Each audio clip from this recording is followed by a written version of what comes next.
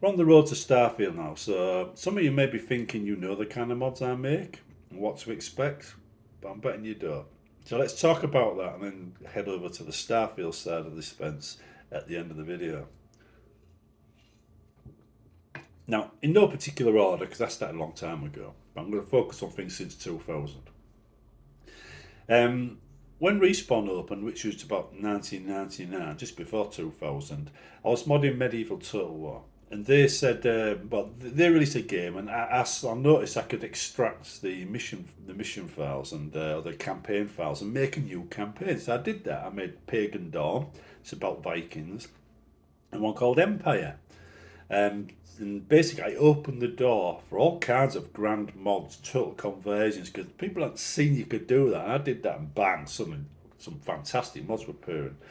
The Total War team, liked what I did, so they put a link to my site on their fan page, and I benefited from that hugely. Respawn took off massive.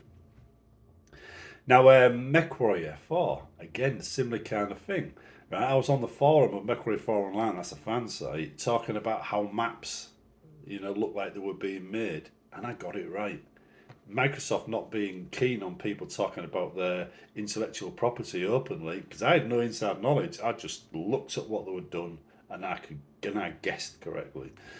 Right, and they said, "Do you want to join our beta team?" And I went, "Yeah, can I have some friends join with me?" He says, "Yeah." Me and my friends, we formed MechStorm. We started beta testing this editor. Now nobody else seemed to do anything with it. They had access, but they didn't do anything with it. So when the editor went live, we had tons of maps ready to roll. Nobody else did. So we went from being nobodies into one of the biggest modding teams for MechWarrior 4 overnight. Right, and that set us up nicely. We did quite well out of that. So I had to move MechStorm off of Respawn and make it its own site. Freelancer. Freelancer was published by Microsoft, but it was abandoned by the original devs. Now, in an era where developers used to release exporters for 3D Studio Max, and then pretend the school kid was spending £3,000 on 3D Studio Max to edit their games, and we all knew he was basically pirating it because he couldn't afford £3,000. Freelancer didn't have any support at all. So the community said, right, here's an exporter for 3D for Milkshape, which was a £26 editor. Dirt cheap, anybody could afford it legally. Bang! Huge community instantly overnight. I made loads of Babylon 5 ships for it and a load of others. The whole pack where people were just making ship packs. I actually went ahead and made campaigns. I went ahead and made missions, star systems, pardon me, all kinds of stuff like that. Anyhow, it says I showed this work to Amigosoft, and if you look at X3, some of the rings around the planets and some of the expansions and stuff came from me. I was pointing out to them that you could, if you're making a 3D system, you could line up planets and have like an eclipse effect going on. If the player moved to a certain position in a star system, you see an eclipse. You could create these little Easter eggs, but I've never seen anybody actually do that other than me. But anyhow, it had a positive effect at Egosoft as well. I became a level 6 developer. My name's in credit in some of the books. So yeah, that kind of worked out.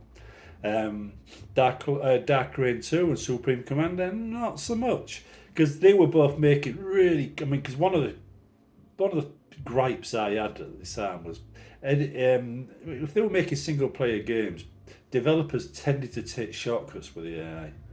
They just made a really shit cheating AI in most cases. Total War still does, right? Says, but it isn't as obvious as Dark Reign 2 and Supreme Commander.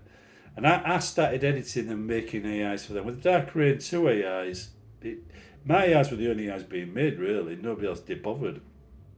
Missions as well. I formed the Art of Law team, and we made a series of maps for that. But AIs and campaigns basically. When it came to Supreme Commander, same kind of thing again, right? Except for I started off making it the developers were, and then I realised it sucked. AI was cheating like crazy, and it couldn't do any good unless you were throwing resources at it. I showed people how these AIs were made. They went ahead and make them. One of them started making mission packs, with not mission packs, AI packs, including all man in them, because I let him. Then he ended up joining their team over there and working on AIs for Supreme Commander 2. But everybody that took the lead from me on the things were making cheating AIs. I decided I was going to edit the files deeper. Now they could have just used these background files I created from the core game files and made better AIs themselves, but they didn't have that capability. They didn't have that skill set. I did. So I made an AI that, because at the time, if you wanted to make a C map, you had to have a CAI assigned to it. You wanted an air map, you had to have an air map AI assigned to it. The AIs weren't smart enough to read the map and adjust. Well, HAL was. My AI was. You could put it on a C map. It'd send a plane around. Oh yeah, we're on the map. We're on an island. Build boats, right? It wouldn't be told where the player was either, where the other AIs were. It had to find the player. So it didn't get any instant advantage. It didn't get any bonus resources. It was a non-cheating AI.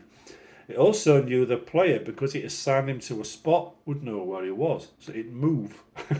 My AI would move, somewhere else and build its base somewhere else. So the player would think, oh yeah, charge, where's he gone?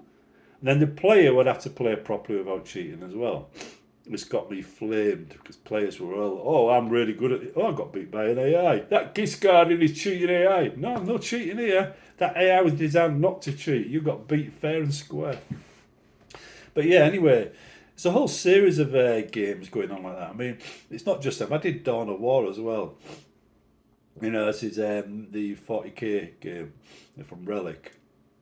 But they kept releasing patches and kept breaking mods, so eventually I got bored and stopped update. I tend to avoid games where they're patching constantly, breaking the mods that are made for it. I mean, it's one of the reasons why I've never modded Mountain Blade, because they do the same thing. Their patches tend to break the mods made for it. So and they would have a huge modding scene for that game if it wasn't for that. When they might have a good modding scene, but it's not a huge modding scene. Bethesda, they learned that if you're going to release an exporter for an editor and you say it's for a £3,000 program like 3D Studio Max, people are going to pirate it, and that's going to limit who mods their games.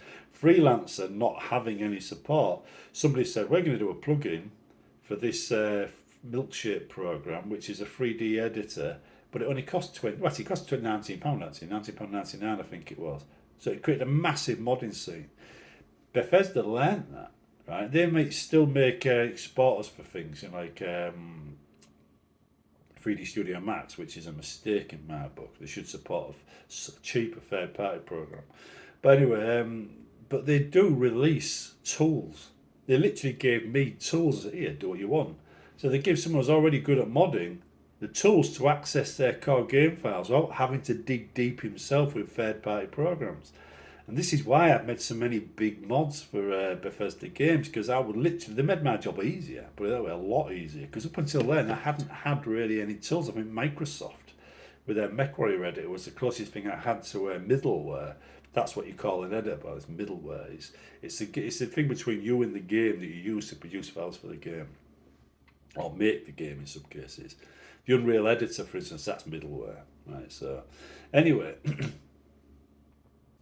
With this creation kit and Gecko and stuff like that, I was able to do anything I liked. So this is why my mods for Bethesda's games are quite grand. But when you look back at all the mods I've made, it's whatever the game needed at the time is what I did. And as we look forward to Starfield, whatever Starfield needs, it'll be where my attention is focused. Right now, because I'm thinking you've got 2 or 3 cities, or 3 or 4 cities, maybe, and you've got like loads of barren planets, you're going to be lots of stuff going on in the city, but once you leave the city, it's going to be a bit of a go here, go there, go here. It's going to be a bit boring. So that's where I'm expecting the work will be done, is outside the cities. There'll be stuff going on, This is on barren planets that is less than interesting, after you've done it a while. So making that interesting will be the area I go. And I'll start by playing the whole game properly. I'll start by going to every crevice, every nook and cranny, and trying to get as many achievements as I can without a single mod installed, just to find out how the game plays. And when I've identified what that game needs, that's what I will do straight away. I mean, I do like making quest mods because being able to make that kind of thing control in the game is fun. And I think at the end of the day, games are supposed to be fun. Mods are supposed to be fun. Making the mods is supposed to be fun. Being part of a modding team is supposed to be fun. And anybody that forgets that is basically breaking the game. They've defeated the point of the game. So we'd be looking forward to having fun on every one of them 4 steps and not allowing anybody to spoil that fun. It's like when I used to like New Year, going out for New Year for a bevy, and one of my exes decided to have a big argument that day. And I said to her, well, finished, bye. Went back to drinking my drink, never thought of anything of it. She went off crying, came back apologetic, and we continued having fun. Right? It's one of those situations where you do not let, people want to spoil the fun on a special night or in a special game get their way. Right? You're there to enjoy yourself. The game is supposed to be for fun. The modding is supposed to be for fun. Everything in between is supposed to be for fun. So you don't let anybody spoil that fun. You just get on with enjoying it so it becomes a very special experience. And when I've identified which areas of the game need to work, it will be based on what I think will generate the most fun. And that's going to be the goal. That's my objective. Anyhow, with Starfield, I do think it'll be something to do with the barren planets because I'm expecting them to be a bit dull. They'd be go here, go back. Probably everything will probably be based around the cities, and you'll probably be like caves, in Skyrim, going to kill off dragon priests and stuff like that. It'd be like that, I think. There might be a fair number, but unlike Skyrim, where you can wander around the whole world without needing a spaceship. To be honest, without needing a spaceship, then because let's face it, as soon as you get in a spaceship, you've got interruption to you travelling through the world. You're basically in a room, moving from one point to another point. It takes away from the gameplay. There has to be something there. And these are the areas I'm thinking about. It's the worlds, the travelling between the 2 points, what goes on in between. Is it fun? Is it not fun? What needs to be fun? I mean, you could find, right, that you have little space stations kicking around which you can dock with to get missions with. They might be in factions and things like that. Factions that got a thing against some alien race or maybe they're hunters and they're hunting some alien animal to extinction, and they want you to help them and stuff like that. And maybe you can have 2 sides of the story. The veganeers versus the meat eaters, meat eaters. But there's lots of things. But this is the area I'm expecting to see the problems in. So yeah, the road to Starfield is all about having fun and identifying where the most fun could be had. And that's what I'll be doing first. Now, this is why it's important to have that communication with players, because players can, tell me what their thoughts are, help me focus in the right area. So when we do see the game and we do get to play it, you tell me what you're thinking and the areas that you enjoy and the areas you think are most improvement, because that'll help me focus. Anyway, I'll see you in the next one. And remember, we are on the road to Starfield right now. So let's just keep our fingers crossed the game is actually quite good.